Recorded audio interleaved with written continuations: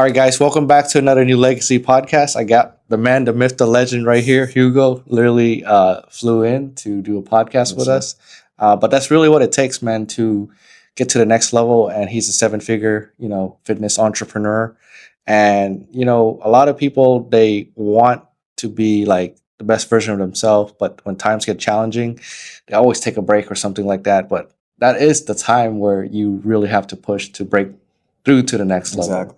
And you've done it, fitness for how many years? I've been in fitness since 2010, working with clients since 2010. Yeah, like so you're one of the top people in your industry, and you've done it more than like a decade. So Yeah, 16 years, going on 16 years now. like you know what I'm talking about? Like no one's gonna be compete with you at your level. I hope not. Yeah. And you still have hair, which is a great Thank you, man. I appreciate that. which is a great thing, Yeah, good. So it good means your genetics. stress management is good.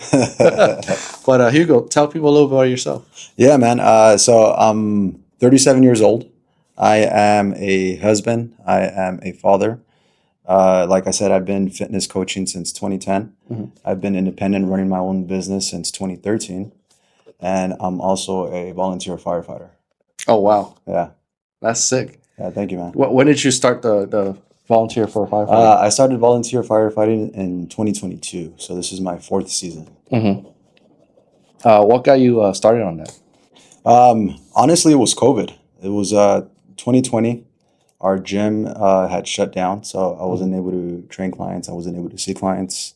At the same time, my wife was pregnant, so we found out that she was pregnant the month before COVID, so before the month of the shutdown. Mm-hmm. And my father-in-law, he is a retired firefighter, so he's the one that encouraged me to start looking into the route of firefighting. Mm. So during 2020, I did a lot of testing, a lot of certifications. I was applying to a lot of departments. I was accepted actually in Texas, Mm-hmm. but in Texas, at the time that I got my offer, it was 2022. So at the time, business was back to normal, so I decided to turn down the offer. Mm-hmm. And at the same time, I was in the hiring process for a volunteer department. Oh wow. So as soon as I turned that down, the volunteer department called me saying if I was still interested. So at that time, it was like the best of both worlds. I can still keep my business, run my business, and still do firefighting. Yeah. What like were you born and raised in California, or where were you from? Yeah, so I was born in LA. I was born in LA. I've lived in the city of Almani for 25 years. Yeah. Until I moved out to the city of Pasadena. Oh, okay. And during my wife's pregnancy is when we moved out to the city of Chino Hills. Mhm. And now we're in Rancho Cucamonga. Oh But wow. I've been born and raised here, well, not here, this is San Fran. Yeah. Born and raised in LA and have been living in the LA area since. I actually ran through Rancho Cucamonga on my run across America. Oh, really? Yeah, yeah. That's awesome, man. I was trying to meet Lowe's. He was trying to come out and see Oh, me. okay. I don't know if you know who that is. Yeah, Lowe's. Yeah, I do. So I'm telling you, like the content space, everyone know each other. Yeah, that's right. And it's like such a small world and stuff like that. Yeah. And I love like the connection, meeting new people. For me, I love telling stories like yours, Yeah. like from someone that comes from nothing or build a business out of nothing Yeah. to something. But how was it like growing up for you? Did you have like a wealthy family? Did you have a middle class family, or did you have like a poor family like me? Or No, man. Yeah, I did definitely grow up with, unfortunately, with a poor family. I mean, I wouldn't say poor, but I would say, not the financial means that we need Yeah. To live a comfortable life. Yeah. When I was 6 months old, my parents got their first apartment, my dad and mom, Mhm. and in the city of Almani. And we lived in apartments. Then my brother was born. My sister was born. Typical check to check type of lifestyle. Mhm. And when I was in middle school, that apartment complex was under new ownership, so they were doing some renovations where we had to unfortunately move out. Mhm. And then my parents were fortunate enough to actually buy their first house. It was a little house. It was a 2-bedroom house for 5 of us with one restroom, which was Wow. pretty crazy, sharing one restroom with 5 people. Yeah. Especially family too. Yeah, exactly. Especially when you have a little sister that. Oh, that's wild. That's growing up and needs the restroom a lot. Yeah. But unfortunately, this was during like the 2008 crash, so we Yeah. lost the house, and then we moved out into another rental, which was a separate house. It was a lot bigger. Everyone had their own space, Yeah. and still in the city of Omani. And then ultimately, that was when I started my own business. And at the same time that I started my own business, it became successful. My parents had to move again because that house that they were renting was being sold again. Mhm. So they moved to the city of La Puente, and then I moved out to Pasadena in my first apartment Wow. at the age of 25. I mean, that's sick, bro. Like, Yeah. I mean, Cali, people don't understand. Cali is not cheap, bro. Yeah, it's not at all. I literally man. just landed, right? And I'm used to like, I don't know, like last couple of days, gas was 225, Yeah. in Texas. And I landed, I was like, dang, that's out of control over Yeah, we're here. more than double here. I bought a Celsius, a little tiramisu thing. Yeah. It was $10. Yeah. I was like, damn, bro, Yeah. that's out of control. Exactly, man. I mean, you're telling me like myself and my family, we're very traditional, like in regards to like Yeah. our values. Yeah. So my wife is a stay-at-home mom. Oh, wow. So, Okay. it's a single fair. household income. Mhm. So yeah, to support, my wife, my daughter, our shelter, our food, Mhm. it's pretty expensive, man. Yeah, I mean, Yeah. so you're like a traditional type style guy. Yeah. Yeah. Yeah, That's definitely. good. That's Yeah. good. I mean, that's rare right now. It's really Yeah, rare. exactly. Exactly. I don't know what's going on in the water, but men and women are like fighting like it's no Yeah, tomorrow. man. That's true. That's true. So, what got you into fitness? Was it like to get out of something, or like you want to make a change in your life, or were you like Yeah. at rock bottom, or like what was the thing that got you? No, man. Honestly, ever since I can remember as a kid, I always admired fitness. Mhm. Every time that those infomercials would come on, like late at night, of like the ab roller or the next best thing in regards to like building muscle, I was always hooked. Like I want those abs, I want those arms and whatnot. Yeah. So when I was in elementary school, I remember that before school, almost every single day, I would do a bunch of push-ups. I would do a bunch of push-ups. I would do a bunch of sit-ups. Mhm. And then when I was in middle school, I asked my parents for some weights. So they got me some dumbbells and some barbells. Yeah. And I remember in middle school just using them every single day. Mm. And when I was in high school, I started playing football, and we had access to a weight room. Oh, wow. So playing football, getting into the weight room, sports has always been something that I've been naturally attracted to. Mhm. So competing in sports, competition really drives me. So I feel it was kind of like a natural progression. Mhm. Although that when I was in high school and when I was in college, Yeah. I was majoring in different fields before I got into fitness coaching. Yeah. I mean, I work with a lot of people, different industry, life insurance, fitness, coaching, traditional business, and other services like, traditional, like mom and pop or retail. But I love fitness because it's the story that Yeah. sells, Yeah, and definitely. people buy into you first before they buy your program. Yeah, exactly. And everyone has their own tribe. Like let's say That's you true. put a message out, like, you know what I'm talking about? Like, Yeah, it's your own tribe. yeah, Or like exactly. say Chris, shout out to Chris for making out here with you. Yeah, that's right. Got hair too as well. Yeah, But good hair genetics. I know that's what I'm Yeah, saying. I'm kind of jealous. You know what I'm talking about? I need to clip that up. But I don't know, man. It's like I love the business model because you're changing people's life directly, and I've seen it like Yeah, with a lot of people. yeah. Um, And then it's funny you mentioned that also, man, because Mhm. I never saw it that way. When Yeah. I first started coaching, I just, thought it was about fitness. You build muscle, you burn body fat. yeah, You look better. Yeah. But I never put two and two in regards to when you build your fitness, you also build your mind because you're applying so much discipline, so Mhm. much resilience. You start to build grit. Yeah. And it's all characteristics that you then apply to the rest of your life. So Mm-hmm. other things in your life start improving. And it's something that I wasn't exposed to or I didn't realize until just a few years ago, until I started to just really try to master my own personal habits as opposed to just fitness. What are some things that you since you got into fitness that's way to change your life in a positive way, like dramatically? To be completely honest, man, is ridding of my bad habits. Oh. And I feel like, well, not I feel, but I believe or I know that my worst habit was alcohol consumption. Hmm. I used to consume alcohol every single weekend to the point that I wouldn't remember what happened that weekend. Wow. And that kind of just rolled into the beginning of the new week. Uh-huh. And I feel like I was always starting from scratch. Damn. And then I was building up. By Friday, by Saturday, I felt really good physically and mentally because I was eating well. Mhm. I wasn't drinking. I was exercising. Yeah. That when Saturday would come around, especially Saturday daytime, Yeah. I was like, let's go drink, let's go party. And that would roll into Sunday, and then Monday it was just a constant restart. But once I stopped drinking cold turkey, it's been almost 2 years now. Yeah. The consistency that I have, and also the ability to be able to show up wherever, whenever, with nothing holding me back, and the confidence that that builds behind, is what has what skyrocketed in my life in the last 2 years. So like I've seen this video where they talk about like alcohol is called spirits for a reason, Yeah. and it's when you're drinking it, you're inviting the bad spirits. Exactly. Yeah, I think don't I've seen know. that same video. Yeah. Share some sauce on that. I don't drink. Maybe I have like one drink here and there. Yeah. But I don't know. Like I'm Asian, so I can't really digest it. You know what I'm talking about? So I just turn red and like I get like, I don't know, fucked up pretty easily. And I'm Mexican, so I'm the opposite, bro. Oh yeah. Yeah, man. But I know exactly what you mean, because I feel like I was trying to probably suppress, like the opposite, like trying to suppress the bad spirits.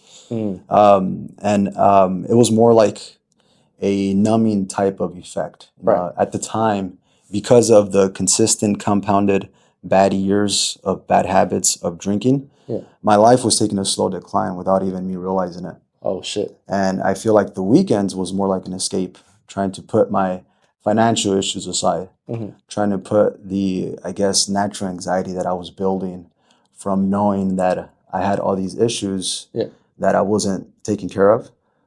It was suppressing my anxiety. Wow. And then, but when I would sober up, that anxiety would then turn into depression, because those issues that were there were now amplified. Right. So I think that was more of the escape that I was looking for. But ultimately, it was leading me to my own demise until I finally made the decision to stop, especially because I was leading my family into the same pit hole that I was in. Wow. Indirectly, I've always been a good husband. I've always been a good dad. But now I realize that I could have been doing so much better. But either way, I know that I was leading my family into a dark path with me. Yeah. I mean, it's all on your shoulder, especially if you have like a traditional style. Exactly. Family setup. Yep. So, okay, cool. So that's pretty crazy. Like, the only time I ever seen anyone that they reach for alcohol or excessively drink is because like they want to escape from their reality, or that's exactly what it is. Like they just can't handle it. Exactly. And then I have those moments too, but I'm allergic to it, so I can't drink. Exactly. Yeah. Now when people ask me if I want to drink, I'm like, no, I prefer to suffer raw. but like, I mean, you build your life up pretty good. You do marathons or half marathons? Yeah. So I mean, honestly, once my habits were kicked, and once I started into the pathway of sobriety, is when I, for lack of a better way of saying it, I woke up. I woke up and realized how much potential I was leaving on the table. Thankfully, I was still young enough to take enough of that potential, take advantage of that potential. And ever since my sobriety, I haven't missed a single month of competitions, of physical competitions, whether they're Spartan races, Spartan Decas, bodybuilding competitions, half marathons, 5Ks. But there's something every single weekend that not every single weekend, every single month that I challenge myself in. So let me ask you a crazy question, because I want to do the Spartan thing. Is it like that hard, or is it like? There's different levels. Okay. Yeah, there's different levels. But if you do the Spartan, the 5K, it's basically a 3-mile course with 20 obstacles within those 3 miles. Gotcha. There's one actually, if you want to come out, man, on the 21st. Yeah, let me know. At the Dodger Stadium. Oh shit. Yeah, so I'm getting my clients. I'm getting a big group to come and do it all together. Oh shit. Yeah, that's sick. I might. It's funny, man, bro. Like, I don't have a normal job, so I just do content. You know what I'm talking about? And like, I don't even like stay at home. Yeah. It's like I don't even see my bed. I actually threw my bed away. This year. I was like, I need to get a Lambo. If I have a bed, I'm just gonna be like relaxed. And I don't even have a bed. And you're stationary too. Yeah, I could I put everything in luggage. I could be anywhere. Yeah, exactly. Yeah, exactly. That's pretty convenient, man. Yeah, like, I still want to try the tenderism down there, like the barbecue. Yeah. But that's sick, man. Like, I mean, I've always been like, I don't know, like the moment I locked in, I could see things clearly. Exactly. Exactly. Like for what it is, and I don't know if this relates to you, but when you're suffering and you're doing it raw, it kind of like, I don't know. It's like a better dopamine rush. Oh yeah, definitely. Than like drinking. Yeah, I mean, well, you replace where you get the dopamine from. Yeah. Because the dopamine was coming in from, the first drink that you would have Yeah. that would ease your nerves, your anxiety and whatnot. Yeah. Now my dopamine is my morning schedule. Every single day, first thing I do is go to the gym. I work out. Well, what And time do that's you my- usually wake up? So throughout the week, when I'm seeing in-person clients, I'm up at 3 to 3:30. God And then- damn. Yeah. And then I'm working out at 5. I love it. I see my first client at 6 a.m. Yeah, and Damn. then on the weekends, I sleep in a little. I get up at 5. You s- Yo, you need to clip that up. I'm just doing this for my editors. Yeah. So sleeping in is at 5 a.m. for you. 5 a.m., yeah. God damn. All right. Well, you're something else. I'm trying to get on a better schedule too, but I literally last week I Yeah. didn't even sleep. Yeah, it's tough, dude. Um, But just like I mentioned, like I was not like this before, man. I Yeah. was not like this before. But ever since I just took out whatever obstacle was in my way, Mhm. I just saw the pathway. ooh, And if you do this, if you do that, this is your result. ooh. So I started doing every single day what I had to do to get that result. Okay. So you've been coaching people for like 16 years. 16 years. What is the biggest obstacle that people have that you see like just repeated on everybody? And you can like look at the camera and like just send it home on that one. Yeah. I think most people that I meet that come into fitness for specific goals don't realize how much more their life can be when they reach their fitness goals. I feel like most people come in for weight loss, building muscle, but they don't actually realize what that can lead to. The success that they can build in their lives from the pillar of improving their fitness, their confidence, their aspirations, their relationships, better stress management, knowing how to handle negative emotions, handling 100%. any type of adversity in Yeah. a much better manner. Yeah, I mean, I think someone said it, but they said confidence take like a lifetime to build, Yeah, exactly. and it's not like it's like a consistent. shower. You gotta Yeah. like keep on like Every single day. Every single day starts with 0. You gotta do the things. Yeah, you got to do the things every single day to build that confidence. Yeah. You go to sleep, you wake up, it's a reset. Yeah. Yeah. Like how do you obviously you wake up every day, you start from scratch, but how do you stay motivated? Like, because a lot of people they have like probably 100 days in them they Yeah. can do this straight. Yeah. How do you do it for years? Bro, I'm never motivated. I'm Huh. not motivated. I'm not motivated to wake up at 3 a.m. Huh. or at 3:30 a.m. You've ever seen the movie The Revenant with DiCaprio? Yeah. There's a scene there where he gets attacked by a bull. I'm sorry, not a bull, bear. Yeah. And then it's the scene right after that where he's like crawling for like his life, barely out of the snow. Yeah. That's me getting out of bed every single morning, bro. Oh, really? Yeah, I'm not motivated to get out. But I know that if I don't do the things that got me to where I am now, I'm going to slowly, or that old version of me is going to slowly start to resurface. And I've experienced it in small instances in these last 2 years where like I got to get back on track. And that's, I'm not sure if you heard of the program 75 Hard. Yeah, I heard. Yeah. But I do that program once or twice a year just to recalibrate me. And I'm actually on it right now. I'm on day 21 today. Oh, wow. Yeah. That's sick. Yeah. I mean, that program, a lot of people don't finish it, but Oh, good. So I've gotten a couple of my clients on it. Uh-huh. And there's one specific client, his name is Josh. He's done it twice already. He's on his 3rd round. He's doing it with me. Uh-huh. And his goal is to do it 4 times this year. Oh, wow. And the guy is a transformed person. Yeah. I'll show you his before and after photo. He's a transformed person, not just physically, but mentally. The way that he speaks and carries himself, it's with so much confidence. It's different from when I first met him. I appreciate you for sharing that because it is a very disciplined, like Spartan lifestyle. And not a lot of people nowadays have the discipline for it. But what are some things that is at the core of like your routine or something that like everyday people can just take from and just apply and maybe like see the bigger version of themselves? Well, I mean, I can't deny how much exercise is what I personally use and what most people dismiss. Most people don't understand that with movement, physical activity, physical challenge, putting yourself in a position where you can barely breathe because of the workout that you just experienced, the after effect of that, the confidence that you build after that, especially knowing that if you start your morning that way, you willingly put yourself through the most stressful situation that you're going to experience the entire day.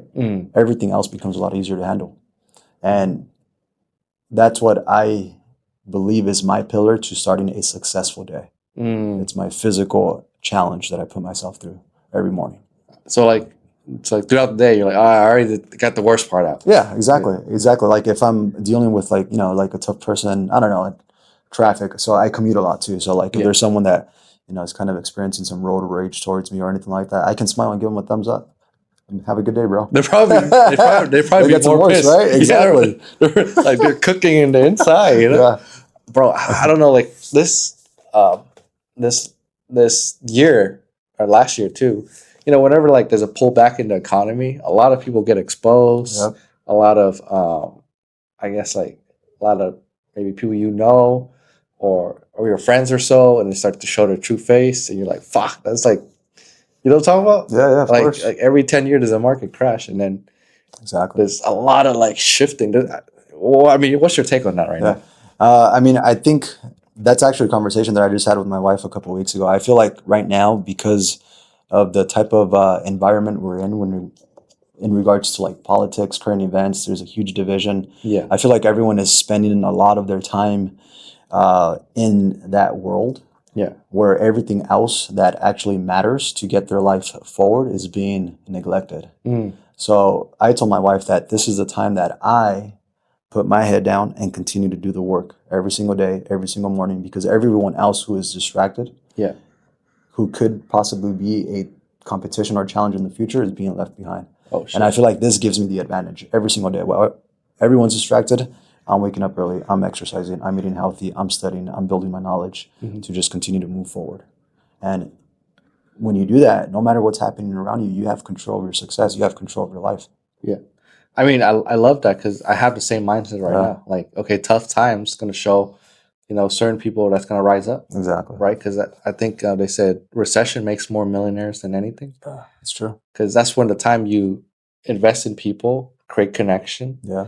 Invest in like, the market and stuff, whatever. But when the tide turns around, you're the guy that everybody goes to. Exactly. You come to man because you're like, you suffer with them. Yeah, exactly. But yeah, what's your take on that?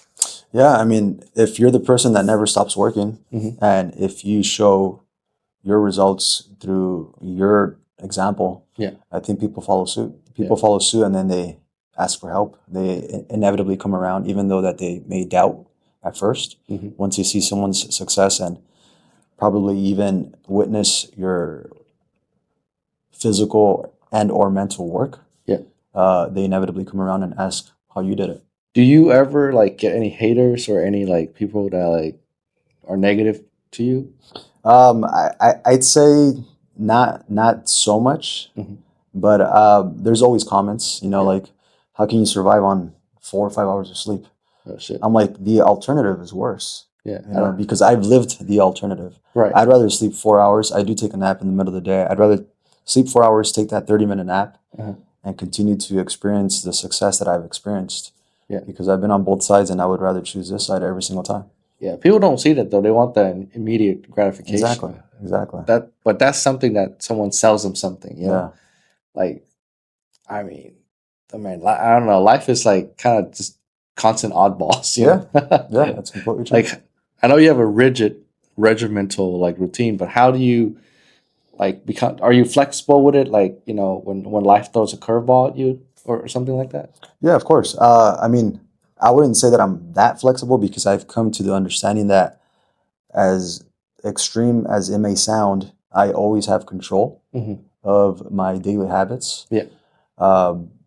Being on trips or being in environments where I'm not used to having my specific structure, I still find a way. I'm still getting up early no matter what time I went to sleep. Nice. I'm still finding a way to go on a run, exercise, what have you, before my wife even wakes up, before my daughter wakes up. Yeah. That way I can be in the proper mental state, proper physical state, to then be of service to them.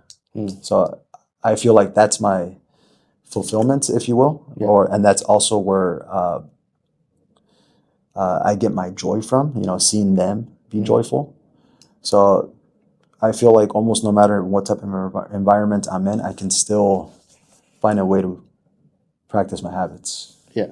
I feel like you're so focused on building the best you that like the voices of other people don't matter. Yeah. You know, and that's the one thing I've seen that like a lot of like newer entrepreneur, they'll show up to the scene, they'll be like good for like 12 months and then probably disappear. Yeah. I would say 50% disappear Yeah. first 12 months and another like 30% disappear Yeah. Exactly. next Exactly. 24 months, you know. Yeah. How do they like stay in the game? Because Well, you know, you've been in like yeah. 16. That's like a pension plan right there. Yeah. I mean, well, in terms of receiving advice from other people, I receive advice from people that have been through what I'm going through Mm. and have been successful and are still living that example. Right. You know, that person I'm going to take information from because they're where I want to be and they've done it. Yeah. Other people that, you know, don't experience what I experienced or haven't gone through what I've gone through mentally, physically, Mhm. financially, I don't really care for their advice. Yeah. I mean, you did mention that like, you know, you're hitting some milestones in your fitness business. You mind sharing that? Yeah, of course. I mean, honestly, I feel like most of my milestones have evolved in these last 2 years because of the person that I'm creating. Mm. Like I mentioned earlier, the attracting. person that is extremely consistent, never misses a single day, Mhm. never has an excuse for why you're not present. Mhm. That's definitely what has skyrocketed my business in the last 2 years. Before that, although money was pretty good, you know, compared to the average, it was managed very poorly. Mm. And a lot of it was because of my poor habits, making decisions while under the influence. You know, Shit. spending money in ways that I should have not, buying things that I should have not. Yeah. And then no matter how much money I was making, it was still pretty tight because of how much I was spending. Mm. Yeah. Will you mind sharing any revenue milestone? Yeah, man. My first biggest month, which was a huge milestone, was September of last year, September of 2025. I broke 50,000. Oh shit. And then 6 months exactly after that, I broke 80,000. I made it $84,000. But the way that I saw that was leading up to my first big month, I was literally down to like my last couple $100. And that's extracting from everywhere. That's extracting from my savings. That's extracting from my investments. To the point that I told my wife, hey, if you have to spend any money, make sure that it's only on food, you know, on something that we desperately need because this is our current situation. But I was already 6 months into this journey of sobriety, of improving my habits, of every single day doing the things that I have to do. Yeah. And I believe that your success works in 6 month windows. So the experience or the success that you're experiencing today is because of the 6 months of habits that you've been applying to your life. Today is your success. And then your next 6 months of success is because of what you do for the next 6 months. So because I was already 6 months into doing everything that I had to do every single day, I had my first $50,000 month. And then 6 months after that, I had an $84,000 month. Damn. Yeah, and so on and so on. You gotta call me when you hit the 6-figure, bro. You gotta call me real quick. That's a goal, man. Hey, congratulations. Yeah. No, I mean, like people don't understand. Like retail people, they're like, hey, I hit 80K months or so. Like, retail, you don't keep a lot. Yeah. But fitness is probably like the most profitable business I've ever seen, model I've ever seen. But that's big, man. Congratulations. Yeah. Especially if you're in it for the right reasons. If you really want to see your clients succeed and improve their lives and experience the same benefits that you yourself have experienced from following this path. Wow. You know, expressing that to your clients or having them also experience that, that's what makes it worth it. It's crazy to make like someone's yearly salary in like a month. Yeah. It's crazy to me too, man. It's crazy to me too, trust me. Like it was a huge blessing. The first $50,000 month that I had, I broke down into tears because I was in a position where I was actually going to leave my house. I was going to move in with my in-laws. I was going to move to a different state for a firefighter job. Yeah. But thankfully, I turned around my habits and I'm succeeding. Yeah. I mean, 2025, the back end of 2025, even like you did a 50, but like in a good market, that would have been 100. Yeah. Because I do marketing. I have 130 clients. So I kind of have like a small pulse on what's going on in the economy. But like, it was pretty rough. Like the back end of 2025 was pretty rough for a lot of people. Yeah. And I'm speaking to colleagues and whatnot that have expressed to me that 2025 was one of their slowest years. Hmm. And I'm like, dude, 2025 was my most profitable year. Shit, I can't. Whoa. Yeah, I can't I'm like, wait. I can't wait. I'm like, I don't think it's the economy. I think it's like what you do and Ooh, how you set the example. I love that. Yeah. Love that. Yeah. Because you never folded. Yeah, exactly. You never folded. You're just Exactly. doing the same. Shit. Exactly. I like the 6-month window, bro. That's sauce. Yeah. Put a star next to that. Thanks, man. Because I noticed that too. Like in the entrepreneur game, it's a lonely road, but you start to see like certain patterns. Yeah. And then only certain people you can connect with. Oh yeah, exactly. Like that's why Chris is here. Yeah. Chris is literally the only person that I can connect with. Wow. I feel like Chris is the only one who actually understands because he goes through the same process. Yeah, that's crazy. And he's been with you for how long? I mean, we've known each other since Chris was born because I'm 4 years older than him. Oh. And his mom used to babysit me and my brother when we were kids. So we all just grew up together. Damn. I wish I have a friend in the entrepreneur game. It makes it a lot better. Yeah, it helps, man. You have someone, to lean on as well. Yeah, I think that's like that's why a lot of people like to join fitness communities, business communities, because they don't have the support. Yeah, it is a very lonely path, but I think there's no better way to live life. Oh yeah, because when I used to be a 9 to 5 and like regular jobs, working, school, whatever. So I feel like I didn't take, like I feel like I'm not even alive. Yeah, exactly. Because I was like, I don't know. I feel like I was like a caged animal. Yeah. Right. And then like the entrepreneur is like the wilderness. Yeah. But you eat what you kill. Yeah.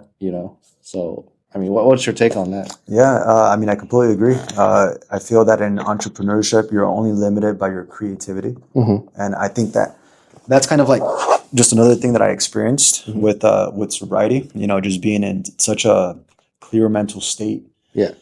That you start to realize what the possibilities are. Yeah. And I've developed so many things in these last 2 years that I just wish I could have done this when I first started my business. I just created an online course for other in-person trainers. Oh. So I'm basically helping them structure their business, run consultations, bring in leads. Yeah. The goal is to bring in a lead, run a consultation that leads into a long-term client. And I show trainers exactly how to do that. So these type of business ventures that I'm now on were not even a thought or an idea before I switched my habits. I think like you're just on the path. Yeah. And then the right things shows up at the right time. Exactly. And I feel it's because of the preparation. The preparation every single day. So when these opportunities arise, you're in the position to take advantage. Wow. Because these opportunities always arise, but you might not be properly physically or mentally sound to take advantage of it. No, I love that because when I wasn't ready, I seen opportunities, but I was like, damn, even at my max capacity, I can't fill it. Yeah, exactly. You're not confident in your own skills. Yeah. You think that you may fail. You think that you might not follow through. Yeah. But once you prove to yourself that you can accomplish, these opportunities, you take advantage of. Yeah. Like people like, I don't know, like a lot of entrepreneurs are very like delusional where they're like, oh, I'm just going to run this ad and like a bunch of people are going to come and just give me money. Yeah. No, it's not like that. It's a lot of work. It's a lot of other stuff you got to do right to get to that point. And from there to that point, you can't just like extract money like that. It's like they got to like you. They got to see the, the value in what you're doing, Yeah. It takes time. Exactly. But yeah, it's crazy. I mean, do you post every day or like what's your posting like? Yeah. So I have a structure on how I post on my stories. I try to do my call to action every single morning, which is a clip of me exercising. Yeah. And then I try to type up some sort of, as much as I hate to say, or not hate, but dislike to say a motivational post because we know that motivation is not consistent. Yeah. I know it's a spark. It's a spark that people need to then build discipline. I like that. So what I do is I type out a motivational post or text that leads to my link to my online coaching. So I do that every single morning. Yeah, like a lot of people, they overcomplicate everything. Yeah. The business model. I have like people that invested so much money into their coaching program, but they never sign a client yet. Yeah. How long did it take you to sign your first client? When you for my in-person or for my... Yeah, in-person or fitness in general. Well, in-person, so when I started in-person, I was coming in from a corporate gym. Yeah. So thankfully, all of my clients followed me. Oh, okay. And I had a good head start with my clientele. And then slowly but surely, I started to find different platforms where people would go on to look for services. And then just being consistent with these platforms as much as possible is what allowed me to always keep a busy schedule. Yeah. To the point that I was able to recruit more trainers to work under me to help me take on more clients. Yeah. No, I love that because like you already have a reputation. Yeah, exactly. And then, like that's the biggest thing with this personal brand and things like that. The reputation is almost everything. Exactly. And you can't give that away. It's like a thing. Yeah. So I know you really focus on your routine, your business, like you're very honing on that. You're kind of like isolated from the chaos of the world right now. But what is your take on like college? Like, I don't know. Like, I don't think it's worth it in 2026. Like, I mean, I went to college. I majored in criminal justice. My goal was to become a police officer. Yeah.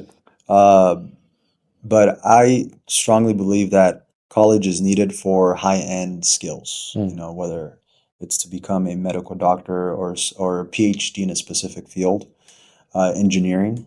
But when it comes to other types of, for example, being in the fitness industry, there's a lot of certifications that you can go through to build your knowledge. But with the age of information and how we have every single answer that we could possibly ask at the tips of our fingers, we have the most intellectual personal assistant, which is AI. Yeah. I mean, I think there's a strong case to be made for not needing college for the majority of fields. Right. Yeah. And I think like with AI replaced, I don't know if you know, but like so many jobs are like being replaced. Yeah, like, definitely. I mean, SF, we got Tech Hub over here. So they're firing like tens of thousands of people every week. Yeah, I've seen that. And I'm like, damn, those people need to go somewhere. Yeah. Like just because you're fired from your jobs, the bills doesn't disappear. The rent doesn't, Exactly, yeah. And obviously, I don't know, they said there's like a spike in like alcohol consumption usage. So there's going to be a lot of people hurting the next couple months. What's your take on that? In regards to the alcohol, I've actually seen the opposite. I'm not sure if really. I've seen that this year or in the last year actually, alcohol profits have been the least in the last like 40 years. I may be mistaken in terms of how many years, but I know in the past few decades, it's the least. And I know also that Generation Z is consuming a lot less alcohol than previous generations. That's good. Yeah, exactly. It's really good. I think a lot of it too is because of the access to information. People are starting to see that zero alcohol is the healthiest. Not one glass a day, not one drink a day or whatever it is. Zero is the healthiest. Wow. Yeah, I heard like Vegas is like crumbling right now. Yeah, exactly. I don't know. I've heard the same thing. Yeah, because it's built on that. Yeah, it's built on like the lust, alcohol, and bad decisions, man. Yeah. It's a game though. Like you don't see it until you're like an entrepreneur, where you're seeing like, okay, this is how they do it, and this is how like they get their clients to pay. Yeah, and people usually never wants to pay by default. Yeah, so like how do they do it? Oh, they put them in a subdued state, and when bad decision comes out. Yeah, I was like gambling for a little bit, and I stopped. Yeah. I mean, well, I believe that every individual has so much potential. Yeah. If they don't have anything that's holding them back, I think that's why alcohol is so prevalent. That's why it's promoted. Yeah. Especially in sports. It's always in commercials. It's always put in your face. Yeah. And I feel like now we're at the point where if you don't drink alcohol, you have to explain why you don't drink alcohol. People start asking you like, is everything okay? Like, did you beat your wife? Did you beat your kids? Did you lose your job? Why don't you drink? Yeah. It's kind of like you have to explain to them why you don't take in poison.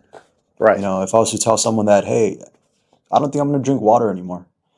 Okay, cool. No one's going to ask you anything. But if you say you don't drink alcohol, everyone's like, why? Like what's going on? Shit. Right? No, I think you're right though. You're on a sauce right here. So you're saying that people normalize bad habits. Yeah, exactly. It's such a common thing that it's more rare to meet someone that doesn't drink alcohol. Isn't that crazy? Yeah, a lot more rare. You know, like Yeah, I'm trying to like go to the next level in my life, bro. yeah, I've been like pretty normal most of my life, so I need to find any way possible to get an opportunity up. yeah. It's Exactly. usually never handed, you know. I mean, Never. you've been in the game, like It's never handed. You like have to be in the position to be able to take advantage. that's what I'm Let me give you an saying. example. Yeah. I was last year. I was at my buddy's bachelor party in Vegas. Yeah. And you know, a bachelor party in Vegas with 11 dudes gets pretty crazy. Mm-hmm. And I was the only sober one. Oh, really? So we were in the middle of a day club, of a pool party. I'm not sure if you've ever been to a day club or if anyone has been to a day club, but you know how crazy they get. Mm-hmm. We had VIP service, bottle service, and whatnot. Everyone's drinking. I'm sipping on my Coke Zero. Mm-hmm. And then I get an email from an inquiry from a potential client that is asking questions about training with me. Yeah. So I immediately get the notification. I'm like, oh, cool. Let me sit down. Let me go ahead and give a well thought out response. And I scheduled it. I'm sorry, I responded. Mm-hmm. And then she responded immediately back and we scheduled a consultation. Mm-hmm. That response that I was able to give immediately, regardless of the environment that I was in, has now led me to train A-list celebrities. Oh, wow. And I'm now working also with people that own companies that are common household name companies. Oh, And it's all because of the opportunities that in the past were there, but I didn't realize it just because of the mental sedation that I was in. Yeah. That's crazy. Yeah. I mean, to me too. Like, I mean, I'm learning the game as I go. Yeah. But yeah, it's like opportunity never knock twice. Yeah, exactly. You know. Yeah. And it's always like, I don't know what it is to you as well, but like every time, like it's like the most inconvenient things. That's the thing you need to do Exactly. to get to the next level. Yeah. You know. It's a road less traveled. It's a path. Most people take the path of least resistance. Yeah. You know, but if you continue to do that for the rest of your life, you're never gonna be able to take advantage of opportunities. Yeah. I have like a lot of friends too. They're about to break to the next level, and I know it. And they're like, "Oh, I need to take a break from this." I'm like, dude, it's gonna take you like 3 months to build up that momentum again. Exactly. Even like a 1 day off. Yeah. You know, like that would just throw up like the whole thing. I don't know. I don't know what it is, but like, I don't know. You start to see like on the entrepreneurship side, you're more like spiritual, and you start to see like certain like windows of opportunities. Exactly. I don't know. It's like weird. I don't know if you like. I might see it different, but I don't know if you see it too. But it's like you don't see the reality for what it is anymore. Yeah. Like the normal 9 to 5 reality. You see like pockets of opportunities, and it opens and closes. Exactly. And it has like a time spent. Exactly. Yeah. I don't know. I know exactly what you mean because there's no. I've had this conversation with my wife also that there's no way that I can possibly see myself in this time and space where I am in my life that I can work a 9 to 5 job. Right. Where like my creativity is being held back. Yeah. Or where my freedom in terms of how much I want to improve my income. If all that was to be held back and caged in by a 9 to 5, I would go crazy. I don't no offense to anyone, but the mindset that I'm in now, there's no possible way that I would be able to survive in that environment. Like, I don't think after like let's say you experience like an 80K or 50K month, there's no. You just can't go back to a 9 to 5. It's such a unless they pay me $100K a month, and I mean, work something out, maybe those are pretty rare. Those are pretty rare. But you see what I'm talking about, though? Like you experience this level of like on your own, and to be caged in, it's like it'll never be enough. Yeah, exactly. And having the freedom and having the ability to like, I mean, 80K a month, you can do whatever you want. Yeah, exactly. You know. Yeah. But like, I don't see it as. I don't think that money directly creates happiness, but it creates very good opportunities, and great experiences, not just for yourself but for your family as well. Yeah, I mean, like people are very materialistic, and you know, like they're judging you a lot. You know, like in this game of entrepreneurship, like I just came from a life insurance event, right? Yeah, and I don't know, everyone there is dressed nice, they have a nice watch on, but like that's the image, you know. Yeah. And you could feel it in the room and the energy. Yeah, and for me, I mean, I could not care less for that. Dude, I'm wearing a $20 Casio watch. Yeah. And my wedding band is like it's silicone, you know. But you're more practical. Like you're exactly. Like you don't need to be in that game. Yeah. But I'm saying like certain industry is like it's like the game that they play, you know? I'm like, oh, interesting, Yeah. you know? Yeah. I mean, if it's genuine and if that's what people want to pursue, then, Yeah. to each their own. Yeah. But yeah, for me, I mean, You're practical. You could, very practical, dude. that I drive, that watch right there. I drive a Chevy pickup truck, dude. I mean, that's badass. And I'm about to just trade for a Ram, but it's still going to be a pickup truck. It's pretty badass. Yeah, exactly. But I don't know, like it's not. I don't really care about the material things. Yeah. I care about like if you're happy with the life, you know. Exactly. And like I've seen like I don't know, man. It's like it's interesting. You build the person first, Yeah, and the person got to stay solid. Exactly. Because the material stuff it comes and go, you know. Yeah. But the world judges you so hard on those stuff. Exactly. That's true. And it's like, a lot of people can get lost in the sauce with it. Oh yeah. Yeah. Like, yeah, I don't know. Yeah, I think a lot of that too is because of what's promoted to people. Right. I think most people are fed that these specific things equal success. Yeah. When it's not the case.